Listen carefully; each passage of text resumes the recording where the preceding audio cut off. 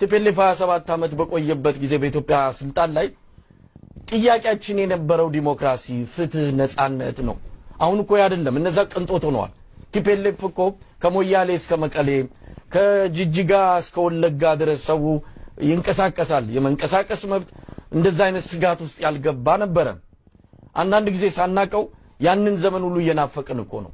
ስለዚህ በምንም ተአምር ሰማይ ዝቅ ምድር ከፍ ቢል እኔ ከብልጽግና ነው ከቲፒኤልኤፍ ብልጽግና ይሻላል ልል የምችልበት ምንም ሞራል የለኝም።